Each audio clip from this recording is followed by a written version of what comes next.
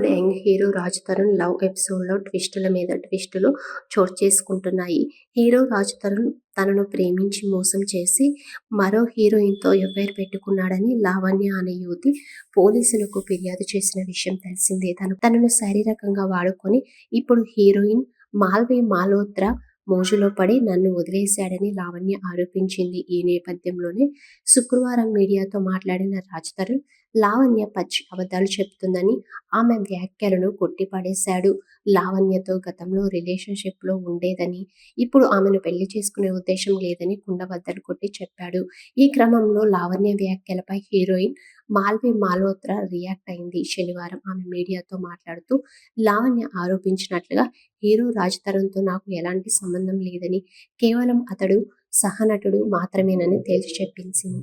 లావణ్య చెప్పేవన్నీ పచ్చి అబద్ధాలు అని మండిపడింది. కేవలం తననే కాకుండా రాజ్ తరుణ్‌తో సినిమాల్లో నటించిన ప్రతి హీరోయిన్‌ను లావణ్య అనుమానిస్తుందని ఫైర్ అయింది. లావణ్య నాకు మెసేజ్‌లు, కాల్స్ చేసి టార్చర్ చేస్తుందని, నా తల్లిదండ్రులకు కూడా ఫోన్లు చేసి ఇబ్బంది పెట్టిందని తెలిపింది. లావణ్యతో నాకు ఎలాంటి పరిచయం లేదని, మేం ఆమెను బెదిరించినట్లు చేసిన ఆరోపణలన్నీ అవాస్తవమని చెప్పింది.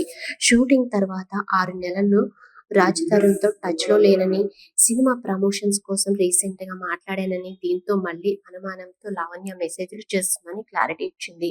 లావణ్య నాపై అసత్య ప్రచారం చేస్తుందని, ఆమెపై పోలీసులకు కంప్లైంట్ చేస్తానని మాల్వి మాల్హోత్రా స్పష్టం చేసింది.